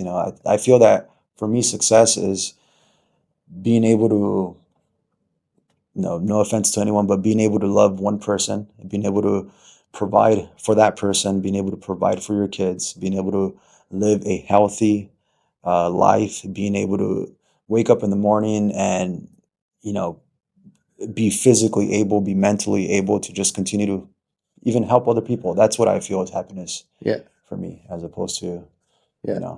What people think success is. Yeah. For me, like it's like you could be skilled at your craft, have the material stuff. That's cool. As long as your craft is good. Yeah. The moment like your craft is no good, you just have the material stuff. Yeah, exactly. It's like they'll buy the stuff, but they're not gonna get the results, Like it's literally I don't know, it's like at the end of the day, like your main thing is still your main thing. Yeah. And like you can't like decorate it. Exactly. It still has to be there. Yeah. But yeah, I don't know. Like the world's pretty materialistic. Very But materialistic. I always, deep down, I always loved that. You seen the movie The Pursuit of Happiness? Yeah. Will Smith, yeah. Yeah. So like that's what I base like this podcast on. That's what I base like all my content on. Oh, okay. For like the clients. Yeah. Because I'm trying to pull that like genuine like story out. Yeah. And you know that scene when like the guy was in like the bathroom with his kid. Yeah, and someone's trying to get in. Yeah. Yeah. And like the tear, like yeah, man, that's a heartbreaking scene. Yeah. Yeah. But it's just like to me, like that moment is so like beautiful. Yeah. Like he's like on the verge of like everything falling apart. Yeah. I mean, it already fell apart, but like he's like holding on to that last thing. Exactly. And that was like the last thing he has control of, like that little door. Yeah. And that's why I love about entrepreneurship. Like you really get to know who you really are. Exactly. But yeah, do you have any like moments in this journey where you're like, holy shit, or like anything you regret that you would have done sooner or things like that? I mean, I definitely do regret not getting my habits in order sooner, because I know that myself and my business, my family could have been a lot further in life. Yeah. But I mean, it's better late than never. So I do definitely regret not starting sooner. I could have also just probably done things differently in my business where I could have skyrocketed a lot faster. Yeah. But that's always my biggest regret, always being in the cloud, in the fog for such an extended period of time. Right. Yeah, but it took, honestly, other individuals to express their struggles and show by example their success from building proper habits that made me realize, hey, this is possible. And a lot of it was the people that I was following on social media, seeing how they improved their life, and then listening to them speak about it, and me actually witnessing where they started, where they were, and where they are now. That made me believe that this is possible, and that's what made me take the first steps. Yeah, I mean, I love it, man. Like literally, a lot of my clients yesterday they're winning awards and stuff. Yeah. But it's like I know where they came from. Yeah. And I know how much money they had when they first started. Exactly. I was like, that's just so cool to see a transformation. Yeah. But I'm competitive, so I'm like, fuck, I need to like step up because these guys are like way past me, It's like, I'm happy for you, but I want to beat you. Yeah. You know what I'm talking about? Yeah, but exactly. it's like friendly competition. Yeah, exactly. I always say, we have dinner all the time. Yeah. You know what I'm talking about? You want success for everyone. Yeah. Like it's not like, I'm gonna have it. You're not gonna have it. It's Yeah, like, exactly. We it's can like, all have it. like we There's need to like enough just for- challenge each other. Exactly. There's enough to go around. There's enough for everyone. Yeah, it's Yeah. like it's an abundant mindset. Exactly. And some of them they operate so well, bro. Exactly. It's like they literally don't let a negative thought enter like their mind. Yeah. Like I don't know. I mean, some people we know together are pretty intense. Yeah. But like I know a guy just like whenever someone brings up something negative to him, he's like, "Hey, whoa, shut up." Yeah. Yeah. Yeah. Like I don't know, bro. It's crazy. Like he never lets like any negative stuff slide on him from Okay. somebody else. I see. You know, it's very Yeah. particular with his energy. I see. But I think being able to manage that properly, Yeah. staying under control and calm, yeah, is something that helps you manage those instances in the future. yeah. I mean, that's something I'm working on too. Yeah. I've only been entrepreneur for like 3 years, so you know, it's crazy, bro. It's such a crazy game because Yeah. like the moment you're rising up, everyone's asking for a favor, and then to all those who owe me money, I never got it back yet. You know what I'm talking about? Like I lend out money when I was like on the rise. I was like, Yeah. oh yeah, you need here's $500. Yeah. Just pay me back. You know, never pay me Yeah. back. Yeah. I You know know what I'm talking exactly what you mean, man. But I was like, damn, I was too generous. Yeah. You know, Yeah. even like the wealthiest people I know now, I pay attention. They're not as generous with their money. Dude, I've had the instance where I lend someone borrow money Uh-huh. and like a year passed by. Yeah. And then I see them spending a lot of money and I'm like, hey man, do you remember the $500 that I let you borrow? Are you ever going to pay me back? Yeah. That they forget. They're like, you let me borrow $500? And I'm like, are you kidding me? Like, and you're struggling. I mean, I don't know if you're struggling, but you know, I lend out money and I was struggling. I was like, that was the hardest part. Yeah, but it's like the principle, you know, like you're helping this person and then Yeah. I guess that they didn't have expectations of paying you back that they completely forget. Oh yeah. Yeah, they're like, wait, I owe you $500 from when? Like, you let me borrow that money? I'm like, yeah. So you just never had the expectations of ever paying me back. Bro, people are like that. I don't Yeah. know how they exist. Yeah, exactly. You know, like, I don't know, bro. Like, money exposes a lot of people. What's your take on Yeah. Well, I think money just shows who you are. that? You know, like if you're not already a sound person, I know I sound like a broken record, but if you're not a sound person through proper habits, Yeah. money's just going to expose who you are. Yeah. If you're a good person and you're generous, Yeah. you're going to continue to be even more good, even more generous. Yeah. If you're already a selfish, bad, conniving person, Yeah. money's going to just amplify that. Yeah. I mean, I love seeing that, like, I mean, to me, everything's a reality show Yeah. now, right? Yeah. And I love seeing people rise up and then they get money and I know who exactly they are. Exactly. Like, Exactly. After, like, maybe a month or two, Yeah. I was like, oh. Yeah. When people have money and they don't need something from someone else, Yeah. the way that they treat them shows how that person truly is. So I'm pretty sure that you've heard that the way that people treat a waiter or a waitress Uh-huh. shows what their personality is like, shows what their character is like. Because whenever you treat someone in a way that is good, that cannot do anything for you, Yeah. shows that you're a good, generous person as well, because you're not expecting anything back in return. Oh. Yeah, most people that treat people really good and respectful is because they expect something in return. This person can help me do this. This person can put me on the spotlight here. This person can skyrocket my career. But if you treat a person that cannot do anything for you in terms of building your business or somehow where it's going to help you selfishly, how you treat that person shows what type of character you have. I love that. Yeah. Actually, that's like a sauce. Yeah. No, for real. Because, you know, A1. A1 sauce. Like me thinking about it, I'm like, yeah, it's really true. Yeah. And sometimes, like, when you, like, me, I never had like any real money before. And, you know, I'm starting to make some. And I'm like, interesting. Yeah. Same here. And, like, people are like, everyone just hits you up. I don't know. Does that happen to you? Yeah, I'd say so. There's a lot of people in the industry that do what I do. Yeah. That have seen my success and growth that definitely do expect something because we've known each other for such Oh, shit, they're a expecting long time. something. Exactly. Shit. Exactly. Okay, so what do you do to But when you couldn't do anything for that specific individual, Uh-huh. you know, you don't exist. That's what I'm saying, bro. I'm starting to learn a lot of lessons here. Exactly. You know what I'm talking? I'm an open book and I'm learning lessons real time. Yeah, like you can see me real struggle in my Instagram. Like it's like kind of hilarious. Yeah. But what do you do? And this is me asking you too as well, because you've been doing it longer than me. What do you do to like protect your energy from people that are trying to like use you or drain from it? Well, I feel that you have to come to a place where you control your own energy. No one else controls your reactions. No one else controls your emotions. Yeah. And it takes a lot of personal work to be in that position or to have that enlightenment, if you will, that realization that no matter what anyone does, no matter what anyone's intentions are, no matter how negative they are, you still have control of how you react to that. You still have control of your emotions. And then, I mean, once you see someone's true character, it's your decision to not associate with that person. Yeah. But I feel like once you've done the personal, in-depth work, you have control of the entire situation by your own reactions and managing your emotions. Wow. Yeah. I mean, I don't know, bro. I'm just learning this game. It's crazy. Like, you know what I'm talking about? I was like, damn, I thought he was good. I was not. I was like, it was not. Like, but the thing is, like, one of the things one of my mentors said, he said, don't discount everybody. See the value in each person first, and what mutual benefits you guys can have, regardless of the bad things.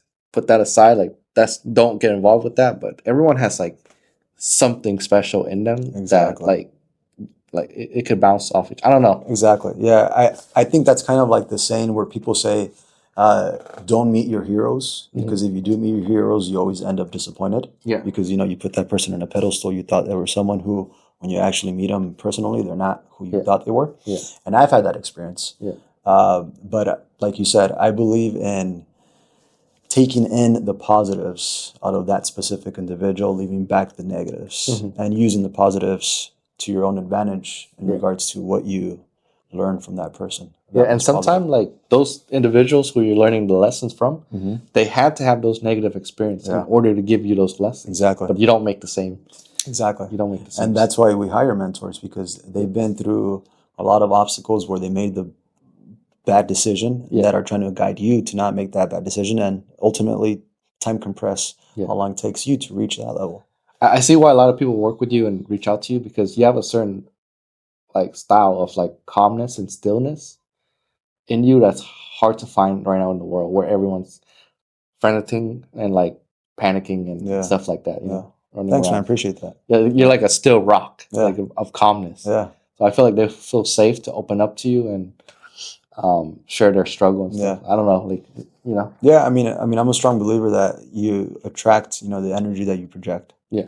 And I think that goes back to what you said earlier of like operating in a state of abundance as opposed to scarcity. Yeah. Because when you interact with people and you are just genuinely trying to help, it shows that you're operating from a state of abundance. And if this person doesn't want to work with you, it's perfect. They're probably not a person that would have been successful with you on your program. They might be successful with someone else. Yeah. So I think that projecting the energy that you want to receive is crucial. Yeah, like I mean, I've seen this video. It says like a man with no friend, a man with money has no friend, or something like that. But it's like you gotta know, like, was it a man with empty hands have no friends, or something like that. I see. But like, when, let's say you're low on cash and you have to sell something, you put out a different energy. Yeah. And people can pick up on that, you know, like they can like sense it, and it's like, oh, I don't know. Yeah, exactly. I mean, I've been there. Yeah. I've been in the position where, I've had no money. I didn't know what I was going to do next week for grocery shopping. Was I going to be able to feed my family? Yeah. So I can see where that desperation can definitely come from. Yeah.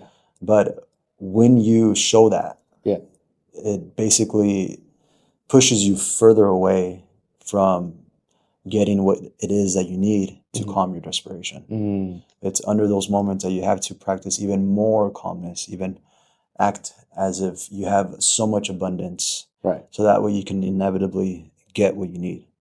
Yeah. I mean, that's the 100% truth, bro. Yeah. Like, the people can sense it, and like they don't want to do a transaction with you. Yeah, exactly. Like, I have a lot of people that reach out and try to sell me stuff too. And a lot of time I buy stuff just to support people, but then when they put out a weird needy energy, I'm just like, because the thing is, like, at the end of the day, like, you don't want their problems to be your problems. Yeah. Exactly. And you want to protect yourself. I don't know. Yeah. What's your take on that? I mean, I've learned a lot that, and this is something that I teach in my course as well, that whenever you're interacting with potential clients, your calmness, your confidence, how comfortable you are, is going to make them also comfortable. It's going to make them also confident in working with you. If you show an energy where you're unsure, you're operating from a scarcity type of mindset. And if you're hesitant, uncomfortable, and not confident, your client or your potential client is going to be all those characteristics as well, and most likely won't work with you. Damn. Yeah. Yeah. I mean, it's crazy. Yeah. But it's true though. You get what you put out. Exactly. Yeah. But Exactly. that's what one of the laws of the universe. Yeah. It's right? a law of attraction. Yeah. Tell me more, bro. I know you've been in this game longer. Like, let's say, like, tell me what you want to know, man. Okay, No, so like the thing I'm talking about, like those laws of the universe. I actually like start writing them down. Oh, okay. As I learned on this journey. Yeah. Like, it's kind of cool. Like the certain laws, This is a question I always ask myself, and I have to like adjust my business a lot. And it's, does your business model have the capacity to take you to your dreams and your goals? It definitely does. The capacity in regards to how many clients I can help, or like the clients, like some business models are more scalable. Oh, I see what you're saying. Like my business model, one of my business models is filming people. That's not scalable. But I do like marketing on the other side, so that's more scalable. But I always ask people that, Yeah, I mean, I believe that with my in-person coaching, there's definitely a ceiling. There's so many hours in the day. There's so many people that you can see in one day. Yeah. On my online platform, I feel like the ceiling is a lot higher. Ultimately, I do believe that there is a ceiling if you want to provide a high-quality service. Yeah. And it is specifically why I also created this online course / mentorship, because it's another avenue for me to continue to build my business. Gotcha. I mean, I love fitness because it's the most scalable business, especially online. Yeah. It's the most scalable business. I've seen people at the top and people starting and then they get to the top. Yeah, exactly. The last 3 years. You're going to love this one. Trying to save money will cost you more money. That's true, man. Yeah, that's true. Let me know. With that being said, I just saw this stat a couple weeks ago, because I'm not sure if you know, but gold hit an all-time record of 5,000. Yeah. So there's a statistic that said if we had never fallen back into the Federal Reserve, that if we had actually valued currency, or if we had stayed on the gold standard, if you will, that minimum wage today would be $225 an hour. Damn. Because of how much gold has risen. That's crazy. And it's real value. Yeah, exactly. Also, I've seen, I don't know you've been to SF, but you've seen like they put the minimum poverty line for SF is like 130 or something. 130,000 a year. Yeah. Poverty line. Wow. Like that's when you hit poverty. Wow. Yeah. But I saw another stat that said if you make $30,000 or more, when you include the entire world's population, you're in the top 1%. Oh yeah. So I mean, it's perspective. It is perspective, but like it's not how much you make; it's how much you keep, and it's your lifestyle and how much you need. Yeah, how much you need. Yeah. Right? Well, I think you hit it on the head. It's your lifestyle, because if you change up your lifestyle, you probably won't need as much. Yeah. And at the end of the day, like I'm just trying to retire the next 10 years. I'm not even like kidding. I'm like I want to like make an impact, but at the same time, like get freedom out of it. Yeah, of course. Yeah. The goal is to buy your time back. Yeah. That's always the goal. But I've always said that I really enjoy the process. I really enjoy the process of helping people and also continuing to evolve myself. Yeah.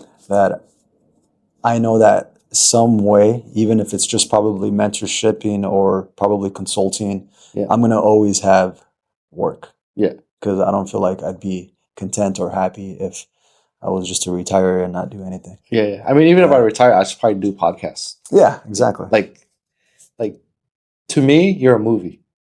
You know what I'm talking about? Yeah. Like every time I do a podcast or I do someone's story and stuff like that, it's like I get to watch a movie. Yeah. Like not an acted movie. It's like a real movie.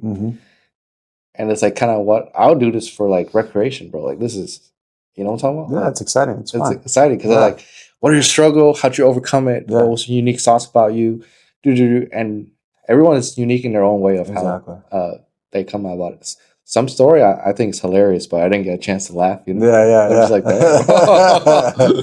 damn. Yeah, that's true, man. Because I feel that a lot of people's stories can help other people because their stories can be very similar. Yeah. And they can see, as cliche as this may sound, but they can see someone, hey, if they did it, I can do it too. That's what I'm saying. The people that, my clients that are on stage yesterday winning, they're like the top 10%, 5%, 3% of the company.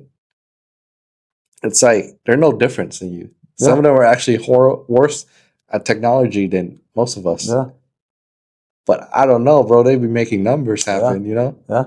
I feel like not having like the tech savviness is also an advantage. Yeah. I believe that there's less qualified people than you that are doing better. Yeah. It's only because they're more consistent. I feel like that's the only difference. Consistency. Exactly. But then to build consistency, there's so much behind that. Right. There's so much self-development to be able to be consistent. Right. Because if you don't have your proper habits in place, there are things in your life that are going to prevent you from being consistent. And like I mentioned, less qualified people that are more consistent are going to be more successful than you. No, you're 100% right. And what are some steps you can take to be like more consistent? First thing I would say, if you have any vices in regards to alcohol, drugs, pornography, eating too much junk food, taking in too much negative content, because because that'll just mold your brain in a different way where you don't see the possibilities of life because everything around you is just so negative. Yeah. But if you eliminate your vices, that's what I feel is the first step for anyone to be able to do what they have to do, be anywhere they have to be without anything holding them back. So first step's the vices. Exactly. And then once you eliminate that, there's nothing that can prevent you from being consistent unless it's like something major that happens in your life. But it's not self-imposed. Okay, so like you said, working out, movement, that's one way to get like momentum for the day. Yeah, I mean, that's one way, but I think it's more of the things that will prevent you from even doing that. Like let's say if you're a person that drinks a lot of alcohol and you're hungover in the morning, you're not going to be able to wake up on time to be able to, start with your workout, start with your self-development process. You might show up late to work. Your entire morning is chaos. You're reacting to your morning as opposed to having control of your morning. So it starts with what you did the night prior, which is eliminating your vices. That's like me yesterday. Like I was like, I didn't drink yesterday, but I was like, oh, we got to leave early for the airport. Yeah, I should have just not went to sleep, bro. I was like hella pissed. Yeah. I was like, at 2 a.m. after the gym, I sat on the couch and I just dozed off. And I woke up at 5. I was like, fuck, I'm going to be at the airport at 7:30. You fell asleep at 2 and you woke up at 5? Yeah. Oh, yeah. That's a rough one. But I was like, damn, I should have set the alarm for 4, Yeah. And I was like, whatever. It's fucking why, And it's like I don't know if you guys ever been to like Dallas Fort Worth. We had to move the airport last minute. Yeah. Because my Toro I picked up from Love Field. Okay. And I was like trying to get the host to let me return it Fort Worth. Oh, I see. And bro, it was so cold this morning, bro. Yeah. Like I came from like Miami, right? Yeah. To Dallas. We flew through the storm. It's 2 different worlds. I was like having a good time in Miami. It was warm and shit. Yeah. I got to Dallas, bro. I was drifting in the ice. I was like, low key is kind of fun. Yeah. But this morning I thought I got frostbite. Oh wow. Yeah, because like the remote lot from for Turo. Yeah. It's hella far from wherever I need to go. Yeah. So I was just running in the ice. And then you have to dress for 2 completely different environments. Yeah. In Miami, I was like so happy. I was like, damn, man. I was getting mosquito bites and shit, but it doesn't matter, Yeah. There's no mosquitoes in the snow. No. And I'm from the Bay Area. I'm not capable of handling those type of cold weather. I don't even know how to behave. That's true. I was like, man. But I don't know. Texas people are tough, bro. Yeah. They fucking just do it. Yeah, man. I love Texas. I've visited a couple of spots, a couple of places. It's a a potential relocation place for me. Me too. Yeah. Oh, okay, cool. Is it like wintertime? You've been wintertime or no? No, I've been in the summer Okay. when it's like extremely humid and extremely hot. It rains 1 hour and then it stops, and then it rains another hour and then it stops. Yeah. Yeah, it's pretty. I mean, this last couple days was pretty fun because there's like ice spots everywhere, Yeah. and I was like drifting. Ah, I see. I see. I was like, you don't get to do this in Yeah, Cali. yeah. You don't need skill to drift in that. Yeah. I was like, I don't know. Yeah. I always find joy in the small things. Yeah, same here. But man, it's so. I need to like just get more consistent with my revenue. But my goal is to like get like 50K per month in MRR, and do a different like city every month. Oh, okay. So I can have my clients come in, Yeah. and we can do podcasts. We can do whatever, all we do is lead gen. Yeah, They yeah. need ads. They need videos. We can do it anywhere. Yeah, exactly. But having a different, like, I'll rent out like a nice place Yeah. every month, and then they can come in and out. It's just kind of cool, like, Yeah, of course. yeah. I don't know, like, at the end of the day, it's like that means I get to get more out of life. Yeah, exactly. Well, if there's anyone that can accomplish that goal in your field, it's you, man. Yeah. Yeah. I mean, I've been doing it for the last 3 years. Yeah. It's pretty cool. Like, And I've seen your growth, man. yeah, I've seen your growth. I found you, through the same Yeah. mentor a couple of years ago. Yeah. Because we were under his same program. Yeah. But I've seen somewhat of your inception. Yeah. And your growth, and it's amazing to see, man. yeah. I mean, Yeah. a lot of it behind the scenes, like a lot of sleepless night. Oh, definitely. Yeah. You're preaching to the choir. Yeah. I was like me, bro. I be yelling some stuff, some crazy Yeah. stuff. Sometime we had some big months, some small months. It was crazy, but at the end of the day, I'm just like, I need to create a sauce for myself that cannot be taken away by anybody, Yeah. and is loud enough to stand out, Yeah. and that would make marketing cheap. It's a good formula. Yeah, I'm doing it as I go. So like a lot of things you see on my page, it's a lot of struggle, Yeah. like a lot of, I have to like really like push my personal development up. Yeah. And a lot of time, like, like my ego gets in the way and it slows me down. I know it does. And I'm like, Yeah. I don't know. Like, what's your take on that? No, I think that's a good point you just made, because I experienced that firsthand. Yeah. I thought that I was already operating at full capacity or at full performance, if you will. Yeah. But I was not. Like I was holding myself back through the vices that I mentioned earlier. Yeah. But once those vices were eliminated, once I had structure, once I made sure that every day started the same and I had to do what I had to do to get me to where I want to be, just showed me how much I was leaving on the table and how much higher I can perform. Yeah. At such a higher capacity. And then for me, I was like, you actually you made a good point right there, actually, because my most productive time has been me in the military. Oh, okay. And it's like, and thank you for your service. Oh, thank you. I had no idea. Oh yeah, what branch? Navy. Oh, okay. Yeah, cool, man. I was like, well, I was lost on the way to college. So sorry to cut you off, but this actually goes with something that I was just going to bring up. Yeah. I'm sure you know who David Goggins is, right? Yeah. So David Goggins was also in the Navy. He was a Navy SEAL, bro. Yeah. That's a different type of Navy. Yeah, exactly. And then he also went to Army Ranger School. And oh shit. Yeah, and but anyways, he in his book Can't Hurt Me explains the 40-60 rule. Tell him about it. Right, that most people, when they believe that they're at their limits, they're only at 40% of what they're fully capable of. They still have 60% to give, but nobody pushes themselves to that extreme. Everyone stops at 40%, and I experienced that firsthand. I know how much I was limiting myself by all the self-imposed bad habits that I had. I got the chills from that. And I still don't think I'm operating at 100. I still Me too, bro. believe that there's so much more I can do. Me too. I'm just like, I know somewhere out there, some guy's outperforming tenfolds. Exactly. And like, he has less than me. Yeah. Yeah. You stop believing your own excuses when you see that people with less are doing more. Yeah, man. Like the amount of Miami is pretty good. There's a lot of people that just flexes over there, but there's a lot of like really actual rich people there too. And to see the amount of like wealth someone can build in a short amount of time, Yeah.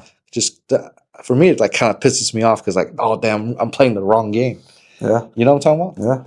Yeah. I'm like, and you can. A lot of people could make the money. They could just keep it. That's Yeah. good for them. Like a lot of people don't show it. It's good for them. You know. Yeah. I think sometimes showing like off your stuff, it's also like you also become a target.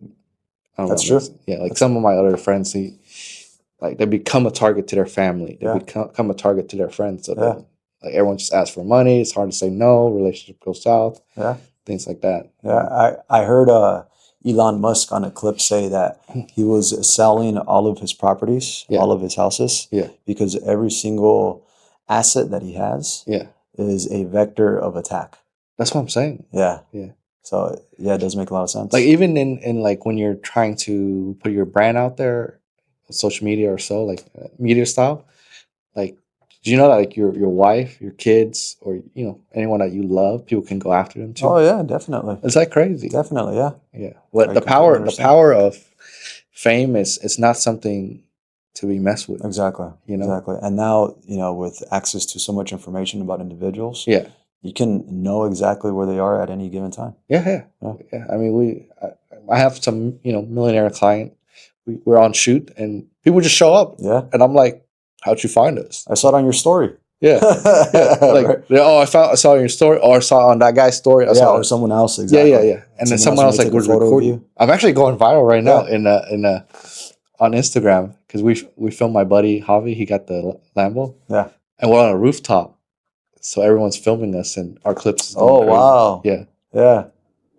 I'll show you after. It's hilarious. That's pretty The cool. commentary is like hilarious. Yeah, that's pretty cool. The guy was like, I'm witnessing the birth of another guru course seller. I was just me and my friend filming. Like, Yeah. But the thing about my dude Javi, like he said he was gonna do it. He did it. Ah, okay. The 26 or 28. I don't know. He's in the 20s. Yeah. Having a Lambo in your 20s, especially one that's paid for in cash. Yeah, it's very rare.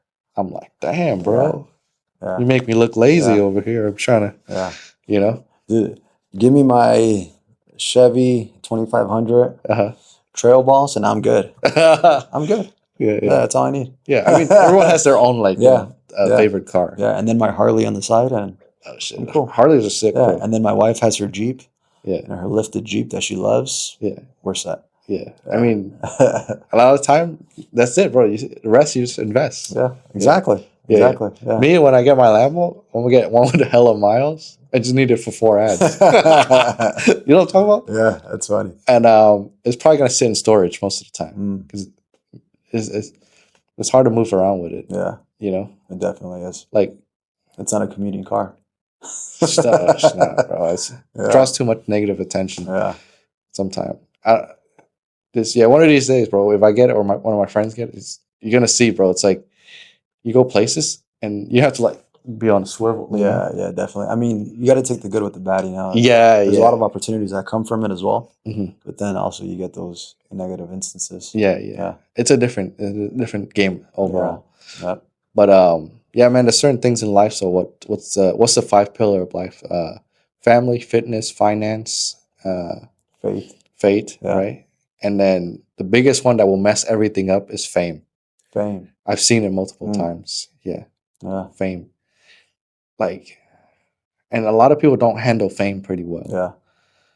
Yeah. Like that's the offset thing. Yeah. Like, the moment they get some fame, it crushes all the other 5 pillar or the other pillars. Yeah. But if you handle it right, there's good balance to it. Yeah. I think. I don't know, but yeah, I think it's a whole different way of structuring your life. You can't simply go to the grocery store and get your weekly groceries that you need. Yeah. You can't simply go to 24-hour fitness down the street. Yeah. Like you have to structure your life where you're not being exposed. Yeah, I've seen it firsthand, bro. I feel like it takes a lot of work and stress. Oh, yeah, that's a lot of stress. Mm-hmm. Yeah. That's a lot of stress. And people in your business that shouldn't be in your business. Yeah, exactly. Yeah. And like we mentioned earlier, there's a lot of people that are just looking to get something from you. Oh, yeah, bro. I'm with like all these like, high-level entrepreneur. They pull out their Lambos and stuff. Yeah. I'm filming, right? And then all I see is people coming up to them, pitching them something all day. Oh, yeah. All day, bro. Yeah. I was like, dude, is it hard to say no to that all day? Like, yeah. I bet. And I bet they're used to it though, because there's that constant interaction. Yeah. And yeah, man, I don't know. It's just I always ask people like, man, how do you protect your energy from people? Because for me, like energy is also a currency. Yeah, If definitely. you don't manage it right, people will drain you. People will use you. Yeah, People will use your brand. They'll use your stuff. Like that's completely true. and there's Yeah, a lot of vulture. Like yeah. people are predatory. In the entrepreneur game, it is a. Someone told me it's like it's a more slime game than like the streets. The Yeah, entrepreneur game, the yeah, business game. yeah. Um, Especially when you have the means to back up, specific negative actions that you want to. yeah. I think that's even that's crazy too. Yeah. Like a lot of people are having hard time controlling their vice with a normal budget. Can you Mm, imagine having big ass budget and all your vice can be like it could be anything. it could be anything. Yeah, Like you can just make it come true. It doesn't yeah. even affect your pocketbook. Exactly, And that's exactly. the scary part, no? Yeah, that's a big challenge for sure. Yeah. That's a big challenge to have. But I think if you start from a position where you didn't have, Mhm. the means to create those vices, if you know Like you how, don't need it. You yeah, don't. exactly. Yeah. Or if you're in a position where you were very unfortunate, Yeah. it's a lot easier to control. Yeah. I believe. But Yeah. I think if you're born in those means that you can create those vices, Yeah. it's almost impossible. What are That's why I think that's an example. Sorry, I think okay. that's why that's an example when you see like kids that grow up like in Hollywood and stuff like that, Yeah. because or even like kids that grow up with wealth that are not taught the value of wealth or the value of creating wealth. Yeah. Um, their themselves leads to their own demise. Wow. Yeah, No, I've seen it at a young yeah, age too. yeah, They become exactly. addicted to drugs Yep, it's so and accessible. yeah. Yeah. Yeah. It's just like that gate is so low, Oh yeah. and I don't know, man, like I don't know. I think humans just fucking It's I don't human know. nature. I think It's human nature, yeah, yeah. it takes a lot more work to be good. It takes a Yeah. lot more energy to be good. Yeah. And it takes a lot more energy to not act out on bad intentions. Yeah, and it's just peer pressure Exactly. and trying to fit into. Yeah. I think like I think that people that are good, genuinely good, require more efforts. Yeah. They apply more work. Yeah. And people that are genuinely bad and have bad intentions and don't want to see other people's, do well, for them it's a lot easier because they just release that negative energy. Yeah. Without any self-control. Right. But you hurt a lot of people, man. Yeah. I don't want to build like my dream life and hurt other people. Exactly. That's the worst thing. Exactly. Yeah. I don't like that's karma, Yeah. What's your take on karma? Well, yeah, I mean, I do believe in karma. And just going back to what you just said, I believe that it's more fulfilling to build success knowing that you helped other people. That's what I'm saying. Yeah, knowing that you impacted other people in a positive way. Yeah. And if you help them build success as well in some sort of faction in their life, I think it's more fulfilling and it makes you want to keep doing it. Yeah. Because you know that your intentions are pure and you're just helping out other people. Yeah. Sometimes like it doesn't go as planned, but yeah, you're right though. Like having like me seeing my clients on stage yesterday was like getting awards. I'm sure that feels great. Like I'm more excited for them than like sometimes their own families. Yeah. You know what I'm talking about? Like yeah, because you helped them get there as well. Yeah, but I know where they started. Exactly. Like some of them are like they started negative. Yeah. Well, that's why I'm working with my current mentor because I saw his inception on social media. Yeah. What he used to do before what he does now. Yeah. And I saw his struggle, if you will, yeah, and his kind of awkwardness on social media to now just being one of the biggest influencers on social media. I saw his inception to where he is now, and it's very inspiring and it's very motivating. And that's what inspired me to work with him as well, because I saw where he was, I saw his growth, and I see where he is now, and I see how much fulfillment he gets from seeing his own clients be successful as well. Yeah. The moment you make it about other people, you win. The moment you make it about yourself, it kind of spiral negatively. Yeah, exactly. Yeah. But like winning through other people, I don't know. It's kind of cool, bro. It's kind of like I don't know. It's just like it's like having like a extended like brotherhood or family. Yeah. And when you have a group of people that's winning around you, it forces you to level up. Yeah, exactly. It really does. Yeah. Like you're like, damn, I don't belong to this group if I can't keep up. Exactly. I don't want to slow anybody down. Exactly. Yeah. If you step into a room with 4 millionaires, you're going to be the fifth. Yeah. It's crazy, bro. That's the truth, though. Exactly. I mean, it's not a lie. Yeah. like me in my CRM, I have like a couple thousand people right now, Okay. and I always respect the one that take action. Yeah. You know, whether it's working with me or it's working with somebody else. But like the biggest message I have or I've seen, you know, on this journey, it's like the world doesn't wait for the hesitant. Yeah. I don't know if you heard that before. Yeah. I mean, I've heard time doesn't wait for anyone. You know, That's time, what I'm saying. time is inevitable. Yeah. I feel that if you're not constantly progressing, Yeah. you're regressing. There's no stagnation. You know, there's either progress or regress because time is inevitable. Yeah. So if you're not progressing with time, or if you just progress at the same level of time, Mhm. you're basically stagnant. But if there's no progress at all consistently, Yeah. because time continues to move, you're gonna inevitably regress. Yeah. I mean, I think what do you think that's holding people back from like continuously to make good progress every day? Is it fear? Is it the confidence? Is it self belief? Is it mindset? Yeah, I think it's self-imposed beliefs, limiting beliefs, self-imposed limiting beliefs. You know, most people tell themselves that that same success that they see in someone else is not possible for them. Yeah. And just like I mentioned earlier, when people experience that self-growth and self-development and start to create that confidence and start to experience little slithers of progress in their life, Yeah. it starts to increase that belief that they can also experience that same success. Yeah. I think fear holds a lot of people back. Yeah. And have you heard of like the it's called the cringe years when you first start your business? Oh yeah. You're hella cringy, you're like pitching Yeah. everybody and stuff. That's inevitable. That's with everyone. Right. But you can't get past Can't help it. Yeah. It's a prerequisite Yeah. It's like to your success. it's like a checkbox thing. Exactly. And it's kind of cool to witness it. Yeah. And those who try, I really respect that. Yeah, exactly. Because you're not going to sell anything if you're just too passive about it. Yeah. I mean, well, the fastest way to failure is quitting. Mm. You know, but if you keep at it every single day, there's no such thing as failure if you never quit. Mm. You You're right. You're always trying to achieve that success, no matter how long it takes. Yeah. Yeah. And when it does come, it comes pretty fast. Yeah, too. exactly. And you have to go to like, I don't know, like it's hard to handle that. Like what's your take on that when you have like tons of people reaching out to you? Well, I mean, I believe that I've been on a steady growth. I don't think that I've experienced that, but at the growth that I've experienced, I've been able to manage it well. I've been able to make the decisions within my business to be able to continue to help people, no matter how big the clientele list has gotten, just because it's been at a slow, gradual progress. Stable. You're stable and you have a good foundation. Yeah, but it's been consistently growing. And then I'm always trying to think ahead. What else can I do to be able to manage my business a little bit better? Yeah.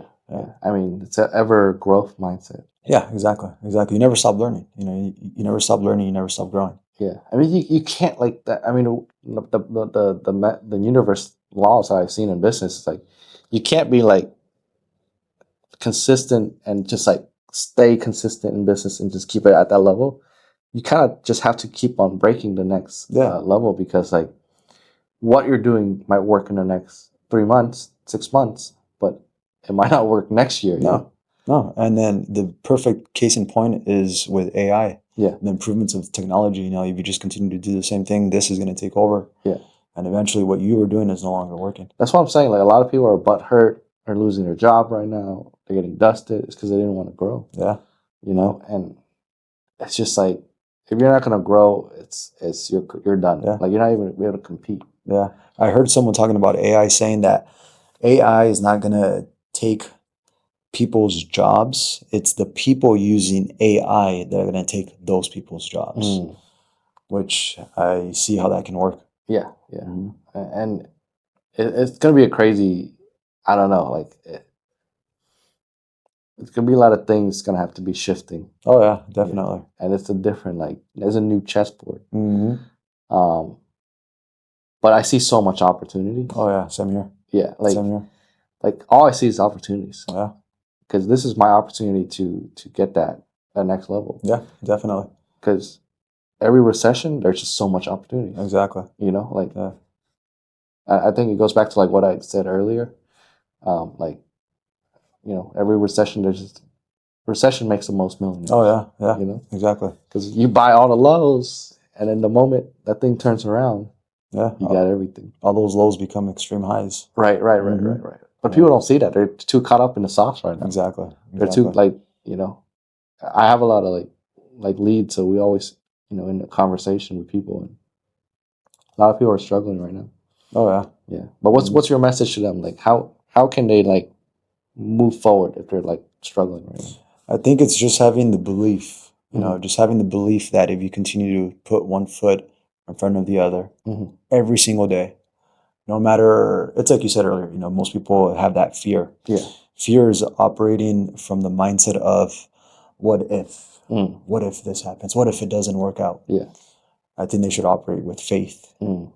Even if it doesn't work out, Mm. you know, I'm still going to do this. I love I'm that. still going to progress because I'm still believing that if I continue on this path and continue to move forward, things are going to work out. Yeah. So I would suggest for people to stop operating with the mindset of fear Uh-huh. and operate with the mindset of faith.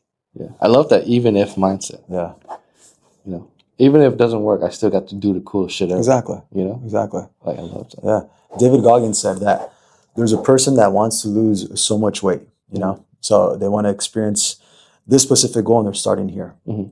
That even if they don't reach that specific goal, because it's not guaranteed, Right. they've already experienced all this progress here. So what if, like, let's say I don't lose the 200 pounds that I wanted to actually lose. Mhm. I lost 100 pounds, Yeah. you know, you still experienced a level of progress because you decided to move forward. Right. Even though if you didn't experience that ultimate goal, you're still in a better position than Yeah. you were when you started. Yeah. That's the one thing that's like it messes up a lot of entrepreneurs like mind when they're in the game.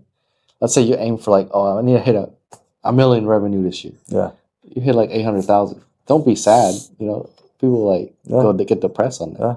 What do they say that if you aim for the moon, you land on the stars? Yeah. Yeah. Yeah. Like you just got to aim higher. Yeah. Exactly. But like, I try that too. It works.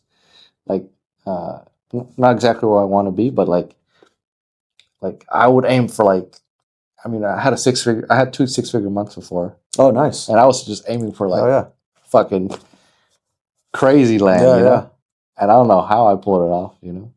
That's awesome, man. But it was crazy. I was just like, I don't know. I was like so drained from that the month after. That's what I was going to mention. That the goal is to be able to find a way to operate at that same capacity consistently. Yeah. But it's a I'll be challenge. honest with you, I haven't hit a 6-figure It's a month challenge. Yeah. since that. Yeah. That was like January 2024 or something. Mm.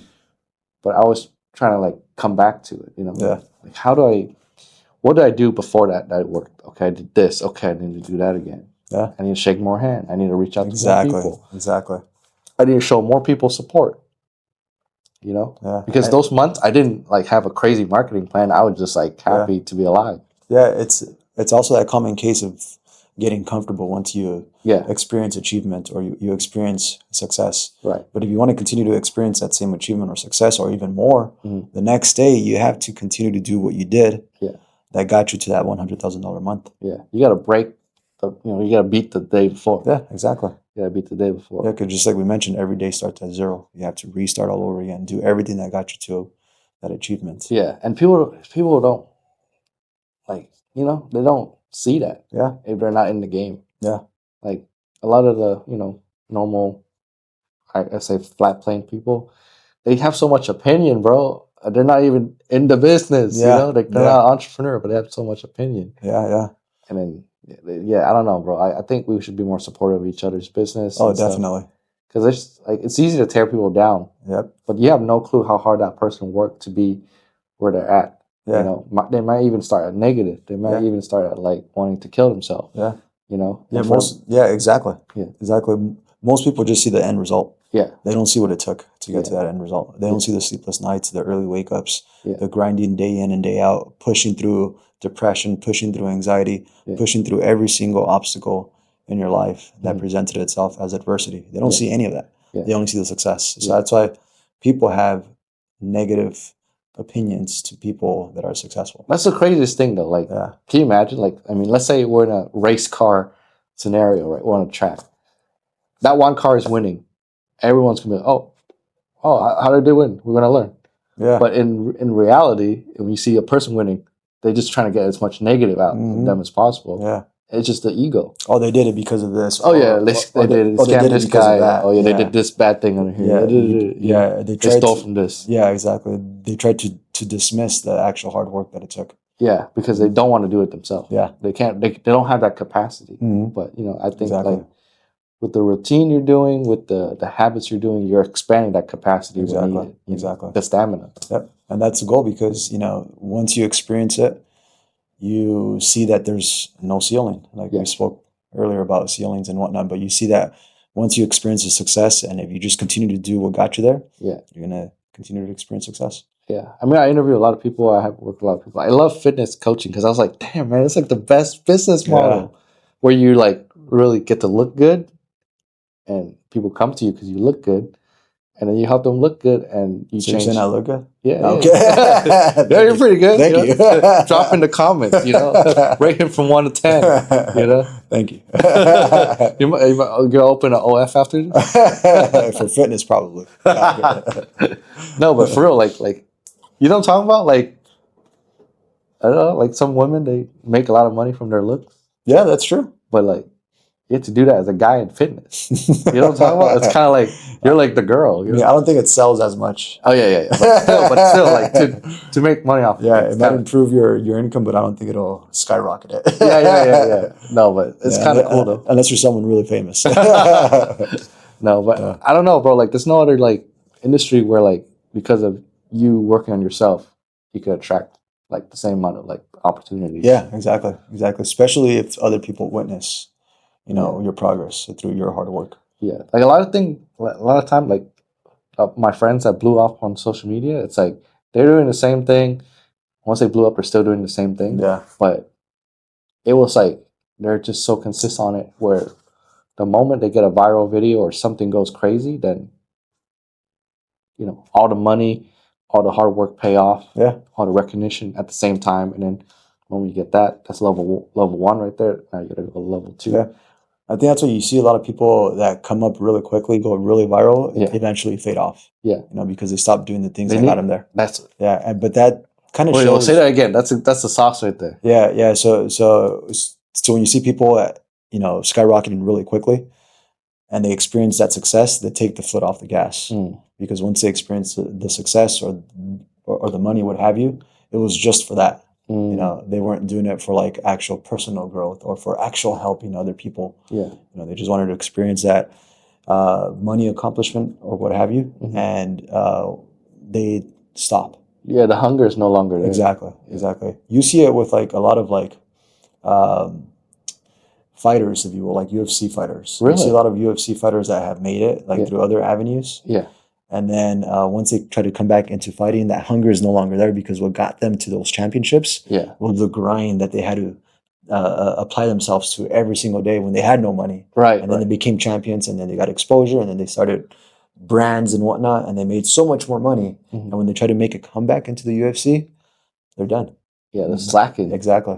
Because no one's gonna step off a yacht and step into a ring and win a fight. Yeah. The person that's fighting on the streets, in the alleyways, if they step onto the ring, they're going to most likely win. Yeah. Because they're willing to risk everything. Yeah, exactly. Like, I mean, take all the materialistic things aside. Like, isn't that what life is about? Yeah. Like, you want to have something that they can't take away from you. And that's the confidence. That's the achievement. Exactly. That's the thing, Exactly.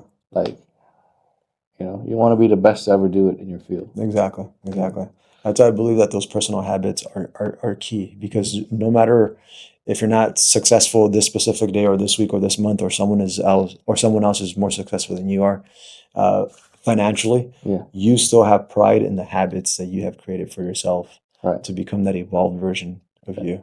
Right. It's just hard. And that's what you fall back on. Yeah. And even like, let's say like, I don't know, like Steve, like he was going online and then now he's getting a lot of success. But it was like a year in grace time, like, like the progress period where he didn't get any recognition. But he was so consistent. Yeah, he's very consistent. Like he is, you know what I'm talking about? Yeah. Like he's so consistent in those dry time when now he's winning in the winning season. Yeah, that's what matters. Like it's still doing the same thing. Exactly. It's just never stopping. He built that capacity. It's outlasting everyone. That's what I'm saying. Like, like you might be like on social media and like you're not getting the results you want for like years. Yeah. And then a weekend, a day can just change the whole thing. You will never miss your lucky day if you don't miss a single day. Mm. And that's key right there. Yeah. You have to have faith that that day is going to come. Mm-hmm. But you will miss it if you miss a day. Yeah. That's the thing we talked about earlier with the momentum. Like some of my friends, they make some money. Like, let me take a break. Yeah, exactly. And I'm like, dude, you have a lot of bills. Yeah, this is the time that you have to go even harder. Yeah, and that's the thing to reach to the next level. Exactly. Like that's when your capacity expand, your ability to take on the pain expand. Yeah, exactly. That's true. Like it's building resilience. Yeah. What are some core principles that you live with and you think that if everyone has it, it will change their life dramatically? I would definitely say the characteristic of discipline, integrity, mental strength, and physical strength. And I believe that if everyone had those 4 pillars, they would be able to succeed and achieve the goals that they think are impossible. And then at the same time, it builds pride. It builds pride in who you are. Yeah, I love that. And also, I know that the person that follow those principles you say are like people that are willing to just do the work every single day. Yeah. And when they get big, they still do that. Exactly. Yeah. Exactly. Regardless if there's going to be a positive outcome. That's what I'm saying. Like that's the honestly, that's the sauce of this podcast, the one that we're doing right now. Yeah. To do the work, regardless of the recognition or not. Exactly. And it will come or not. Yeah. But when it comes, you have the capacity for Exactly. And then I believe what keeps me driven and what keeps me going, what keeps me to wake up every single day early and whatnot is the pride that I built within myself, knowing that I'm doing these specific difficult tasks were, to me, it's already just my lifestyle. But to other people, it's like, how the hell do you do that every single day? Yeah. I'm like, I don't see myself living any different way because I enjoy the process, because I experienced the growth. Yeah. I have experienced success by going through this process. Yeah, because you see what it's like on the other side. Exactly. I've been on both ends and I choose this side. Wow. Yeah. Wow. What is your one message to the world? Let's say, like, you achieve all your goals and you are like on the path right now. Like, yeah. And then you have to leave a legacy message. What's your one message to the world? I mean, I truly believe that people's self-fulfillment comes from being of service to others in whatever capacity you are in. If you're a parent, if you're a spouse, if you're an employer, a sibling, an employee, any role you are in, the better that you can service others brings true fulfillment. But to be of best service to others, you have to master yourself. You have to master your habits. It's self-mastery. That way, that evolved version of you, that best version of you is in the best position to be of best service to everyone in every role that you are in. Got you. So build the best version of you first. Exactly. Before you can help other people. And then give that person to the world. I love it. I love it. Tell the audience a little bit about, your coaching program, how you do it, how you help people, and where they could find you. Yeah, so my specialty is in fitness. I help people achieve their growth in mindset and confidence and building resilience and building discipline to then impact positively other factors of their life. But it begins with your fitness. And the way that you can find more information about me, about who I am, about what I do is through my website, traintoserve.net. Train to serve, 2 is a number 2, traintoserve.net. You can follow me on Instagram, hugo.g.fit, Hugo G Fit. And those are basically my outlets. And you can find out my entire daily structure, my entire daily life, what it looks like through my Instagram page, because I upload everything every single day. Wow. Yeah. And that's a task of its own. Oh, dude. I'm not even kidding. The whole job in and of itself. Like I have business owners who's like, oh, can you just post for me? I'm like, it doesn't work that way. People want to buy something from you because they personally connect with you. Yeah. If you make all your posts artificial and you artificially DM all these people, they're not gonna buy shit. People have a sixth sense to see authenticity. Yeah, you they know? could feel it. Exactly. Yeah. Exactly. Like you can't like it's already in our DNA. It's in our DNA. That's a perfect way to put it. Evolution already. Yeah, exactly. Like, yeah, man. Body language and whatnot. That's the thing I hate about a lot of these like certain entrepreneur, and I have their business model. Like I could see the profit and loss. Mm-hmm. Those people that are trying to automate everything, they usually don't make anything. Exactly. There's no human connection. There's no human behind it. Right. You know. And the people that do connect with people, like they barely have to do marketing. Yeah. And that's a major chunk of like savings on expenses. Exactly. And they're just happier in general because their client comes in happy, comes out happy. Yeah. Yeah. And people want to work with someone who they know cares. Yeah. You know. Yeah. Because no one is going to care how much you know until they know how much you care. Shit, that's the biggest sauce right there. Make sure you clip that. Clip it. Yo, that's some sauce right there. Again, bro, thank you so much for being a part of the show. Of course, thank you, man. And to come out like you guys flew in. You we flew in just yesterday. Yeah, I mean, you guys are like, how do you say it? You're willing to go the distance for your brand, for your business. So that means you're going to go the distance for your clients. Yeah. And I love to see that, bro, because a lot of people are so just entitled online and in business. I'm like, yeah, exactly. Like, people are not going to hand you money because you show up. They hand you money because, like, you sacrifice. Yeah. And they know that you care. Yeah, exactly. And then what pushes me to do these type of things is knowing that my story can help others, because that's what helped me change. Listening to other individuals speak in such a vulnerable way about their struggles, what they did to achieve. Mm-hmm. And that inspired me. So I'm doing this to hopefully inspire others. Mm-hmm. Yeah. I mean, the most authentic way. Yeah. There's no like script. No, there's no script at all. I don't even know what type of questions you had for me. I mean, I have the same set of questions. Just hit me. like every time, it's just like a journey. Yeah. Like to and someone's gonna relate with you, and I do relate with a lot of certain points that you have too, because those are like universal business/life lessons that we can't ignore. Exactly. The moment you ignore those like warning signs or lessons, that's when you're in trouble. Yeah, definitely. Yeah. Well, brother, appreciate you. Thank you, bro. I appreciate it, man. Yes, sir.